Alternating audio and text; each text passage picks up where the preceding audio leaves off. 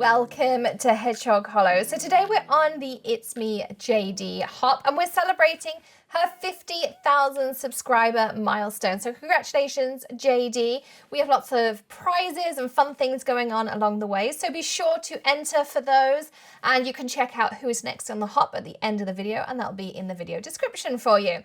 So today I'm going to be talking to you about using these Deco Foil flock transfer sheets. So if you've been crafting for a while, you'll know all about flock and the fact we used to have a flock powder and how messy that powder used to be. And so Deco Foil have come up with these sheets that are super easy to use. They are no mess, they are no shed, and they are awesome. So I'm gonna be showing you how to use these. And the theme of the hop is rainbows. So of course I'm using a rainbow selection here. So that's what we're going to be doing. And I've got some top tips to share with you. I was in Chicago and I got to meet Dawn from Therm and she gave me some of her top tips. So I'm going to share those with you too. There's some really fun things you can do with these sheets. We have lots of videos on the way using them. So this is just going to be a basic technique of how you adhere them to your sheets, and then we'll be working with them in future videos too. So let's dive in. So I'm going to be doing the rainbows. Let me make sure I've got this in the right order. So your rainbows are Roy G. Biv, or the mnemonic is Richard of York gave battle in vain. So Richard of York gave battle in vain. So I'm going to actually end up doing each of these twice, and then I'm going to be using a little bit of black just to fill in as needed. So in the middle here, so I'm using this reverse confetti die. I've already cut it out and I have cardstock that has adhesive on one side, which is ready to use for me. So I have black, and then I'm going to do pink, yellow, green, blue, pink, yellow, green, blue, purple, pink, yellow, green, blue, purple, pink, yellow, green, blue, purple, and then I think I'll fill in just at the top with black. So let's grab our craft pick, because of course we all know that that is the one tool we need. And I'm going to grab out a sheet from each pack. Now, of course, all your links will also be in the video description. And if you are a Hedgehog Hollow Perks member, Therm are one of our Perks partners. So you can save lots of money over at Therm. In May, it was 20%. I don't know what their June code will be because we've filmed this a little bit earlier so that JD can have our link. But you can also stack that with their free shipping code as well. So be sure to check out our Perks program. I'll add a link in that top right-hand corner for you. And then also you can check out more in the description below. We have lots of money-saving codes from Ranger, LDRS, Therm, Pink and Main, Sunny Studios, Hedgehog Hollow, Ellen Hudson is in there, all of your favorite companies. Plus you get a birthday card from Hedgehog Hollow. You get early access to most of our content as well. There's tons of fun reasons to join as well. Now these flock sheets, you can also die cut too. So you can do some really fun things with those as well. So you can die cut them and make your own fun shapes. You can also put them through your embossing folders as well. Lots of other things you can do there. You can also use the transfer gel, and we'll be showing you those techniques in future videos as well. So here is a sheet of each color. You can see they're really bright, fun colors to work with as well. And so what I'm going to do is I'm going to work one by one, just so I don't get myself in a bit of a pickle here. But what we're going to do is I'm going to poke out, these are going to be my two blacks. So what I'm going to do is, we'll fast forward a little bit through this, but what I'm going to do is I'm going to take off my adhesive sheet, and these are the tonic adhesive sheets that I've used on this one. All you're going to do is press down like this, pop it onto your flock piece. So you can see here how easy this is to work with, very low mess as well, like so.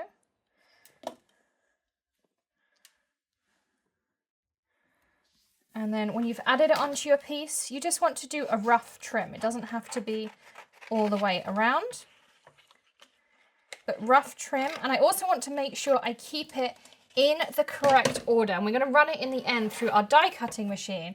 So I'm just going to, once I've done one piece, I'm going to add it onto my Gemini pad. And then I'm going to work all the way down until I have all of those filled in.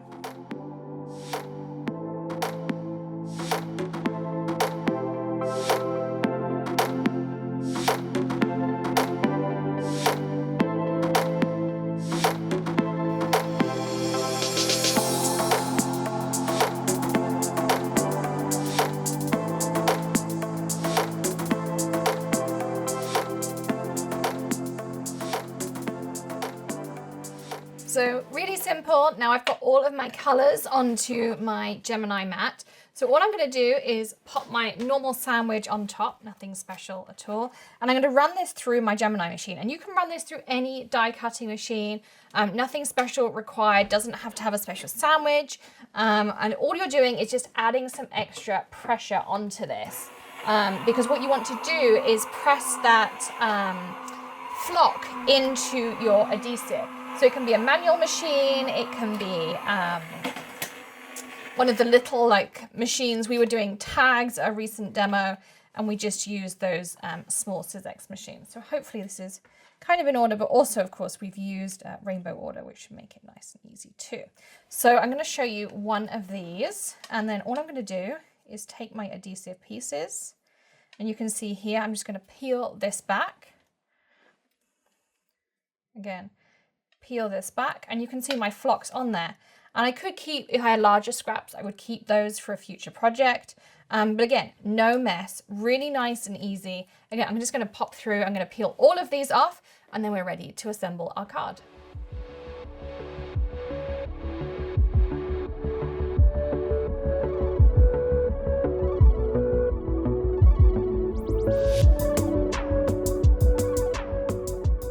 So now we're going to add some bling to our negative piece. So this is the piece we're going to use as our background. And it also has that adhesive on. And really what I wanted to do was add some kind of fun glitter bling to the card, because it's going to be a fun rainbow card anyway. And I wanted to show you a couple of techniques for adding different shades of glitter to your piece. So what we're going to use are these new glitter misters from Nuvo. Now you all know I love adding glitter, but this is a way to add a little bit of controlled glitter and be able to add different shades without having to get lots of different bottles out and those kinds of things. So what you do is you unscrew this piece, and I'm going to be adding this one here. This is the Mirrorball glitter. And as always, all your links from the video description. And if you are a Perks member, you can get 10% off over at Tonic Studios. And there'll also be another coupon for our non-Perks members off one of the categories. And that runs throughout the whole of the month of June, so you can check that out. Now, when you fill up your glitter mister here, we're not going to fill up the whole bottle. All you do is kind of add, I would say around about 1/2 to 3/4 of an inch in the bottom here. So you can see that's kind of the amount you want to add in the bottom. I do always put my lid back on because I am the person who knocks that bottle over and makes a big mess. So I'm going to do that. And then afterwards, I'm going to fill in any gaps using the diamond glitter just to kind of add a little bit of bling afterwards. So I'm going to take my craft pick, of course.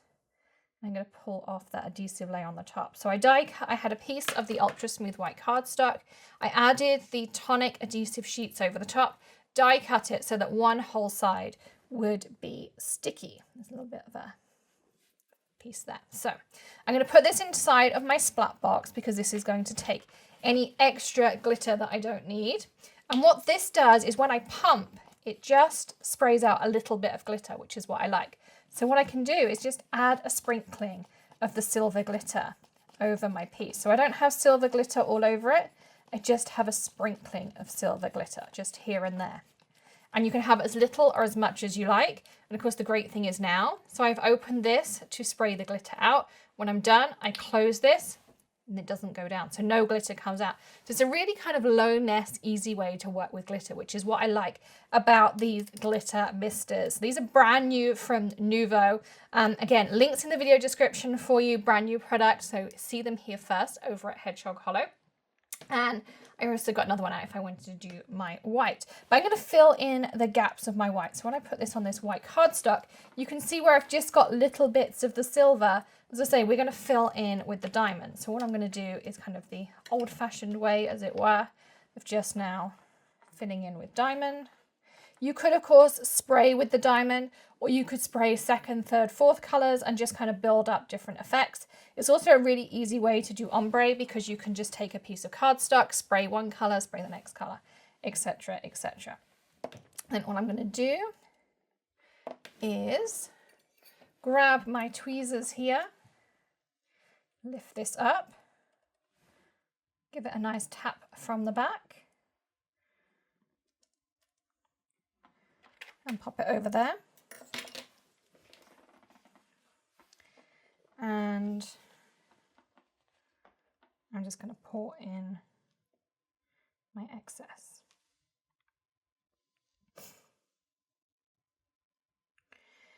And one thing you will need to do with the Nuvo bottles, they are very well filled. So as you kind of get halfway in, you'll see it gets quite full. Just give it a tap down. Get rid of that. Tap away any excess. And a great way to clear up is just with your surface sweep. It will wipe away any excess glitter for you. So that's that. And then again, if you want to just fill in any gaps that you've got, you can take your surface sweep. It'll take off any excess glitter. This is why I love this little tool. And you can always just go over the top with your silver and it will fill in any gaps that still remain. And again, the splat box will catch all of that excess glitter. You have no mess. Again, really like the no mess side. So just as it catches your overspray with sprays, it will catch your overspray with glitter. So we just have a little bit of sparkle of the silver and it just fills in those little gaps, which is what I like about it. So I'm going to pop my splat box on the floor for now. And you have a little bit of glitter here, but you can work completely in the splat box too and avoid any of that extra glitter. Okay, so now we're ready to start assembling it onto our card. So to do that, I'm just going to turn this piece over. Now you could have put adhesive on both sides, but I hadn't exactly decided what I was going to do. The glitter was kind of a last minute addition, but that's fine. So what we're going to do is I have a card base here. I like the scrapbook.com pre-scored Nina card bases. They just make life so much easier.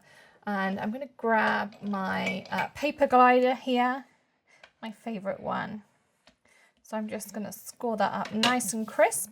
And I have a piece of the black velvet cardstock. If you ever watch my videos, you'll know this is my absolute favorite. But I'm not sure if we're actually going to need it with this one.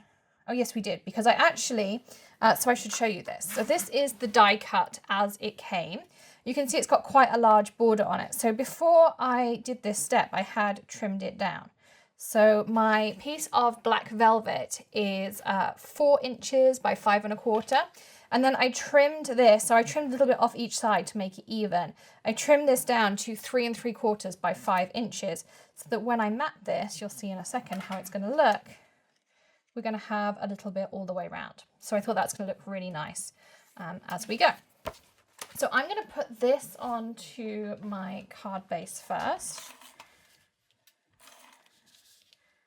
And I'm going to give you some of my favorite matting tips as well. So if you're new to Hedgehog Hollow, you may not have heard these. So when you mat a card, I always mat it flat because it gives you the most control. If you mat it like this, even with a nice crisp fold, you can see how it's bouncy. And that makes it really hard to build up your card and get nice even layers. The other thing is, if you make sure 3 of these sides are even, your 4th one at the bottom is going to automatically be even like this.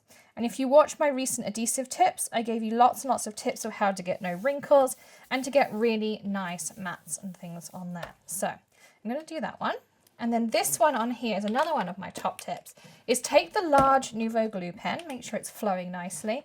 And you can do this on any detailed die cut. So even on the most detailed die cuts, I showed it on a Pink Fresh Studio, really lacy die cut. Just go over it like a highlighter pen. This contains adhesive.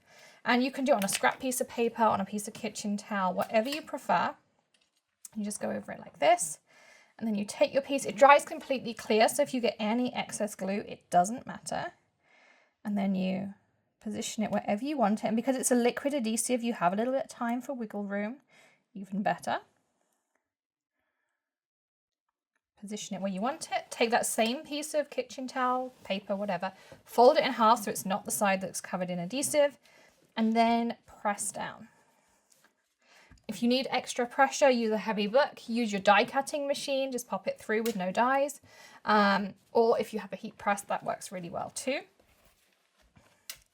Again, you can see there. So it's adhered really well, really nicely, no excess adhesive on there. So now we're going to go back to our nice little strips over here.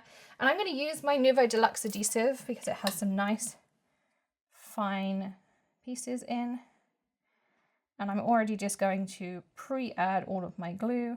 You can see I'm just adding these dots all the way along, so I just take my tweezers and I'm going to add each piece in. So this is going to make for super quick addition. all the way down. And I love Nuvo Deluxe because it has a nice fine nozzle on it. Again, it dries clear and you can rub it off with your fingers if you need to. My favorite tweezers are these Tula Pink Swiss tweezers. I use them all the time. Again, links in the description, but they're great for card making. They're actually meant for sewing, but I use them for card making. And then all I'm going to do is just do some, whoops, my fingers are sticky too. I'm going to do some quick piecing like this.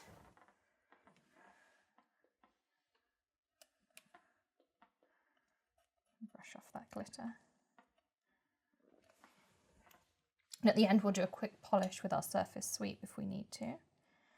You can see this is going to work really, really quickly.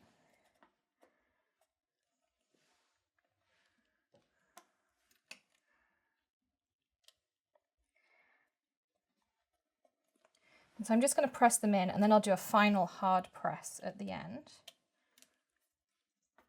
So I'm going to take this piece, because my fingers are all sticky, I don't want to add any of that sticky onto my cardstock. So I'm just going to take that piece of kitchen towel as I go, and I'm going to be sure that I'm pressing down nicely and not transferring any of that sticky off of my fingers onto my project, like this. I could do with something heavy. Let's try the die, see if that's heavy enough to hold everything in place, like so. And I will just run it through my die cutting machine at the end to give it a nice firm press down. Your die cutting machine is perfect for helping glue things down, because you can sit here and just hold it like this for a few minutes, or you can at the end just run things through your die cutting machine. It's also great if you do watercolors and things and you get that ripples in your cardstock. Just run it through your die cutting machine. You'll get rid of all of those curves and ripples and all those things in your cardstock. Super simple, really easy. And then quite often when I make a card, whoops, I've added the wrong one. And this is the great thing about liquid adhesive, is it gives you some wiggle room. So there I added the pink rather than the purple.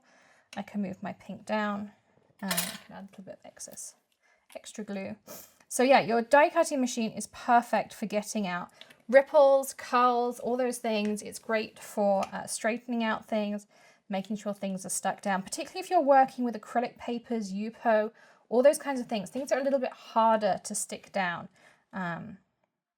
But as we're talking about sentiments, so a lot of times I'll make a card like this that could work really well as a just to say hi card, or it might work really well as a birthday card. I might just leave the sentiment off, or I might just put a note to say on it. I might do very generic sentiments and leave it for later. So this one I'm just going to leave because I'm not sure who I'm going to be sending it to yet, or it might be for my daughter to take to a friend's birthday party. So I'm going to do 2 of these, hold those down for a second. Got 1 more to do, and then we can just run it through our Gemini.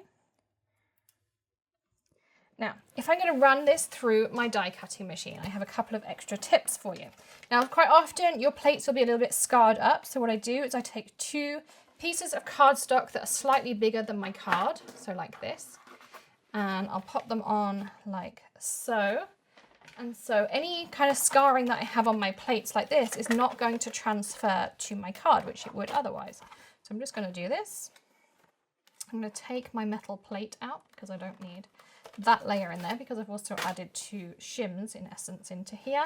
And I'm going to run that through my Gemini machine. I also have a heat press, and if I'm making cards, oops, I should have taken an extra shim out of that one.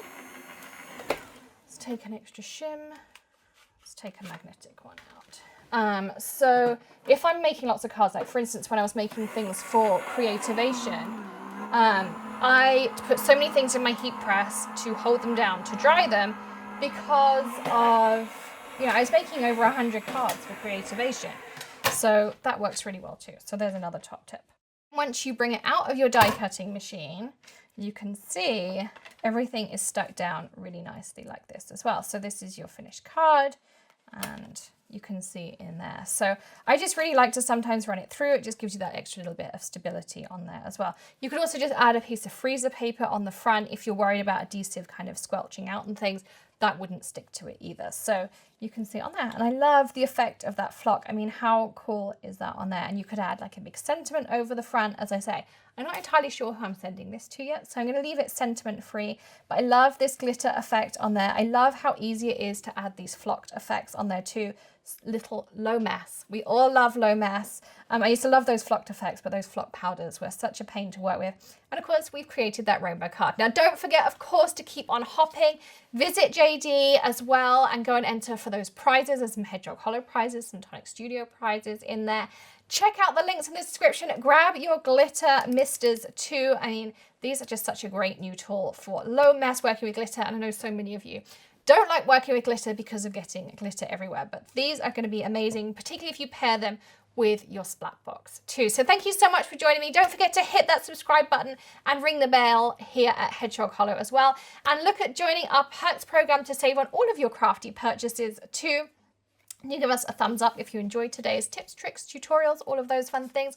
I will see you tomorrow with another video. You never quite know what you're going to get. And if you have a request, you can drop those in the comments as well. We do read every single comment, even if we can't reply to them all. We really do read every single one. I'll see you again tomorrow. And in the meantime, happy crafting. Bye.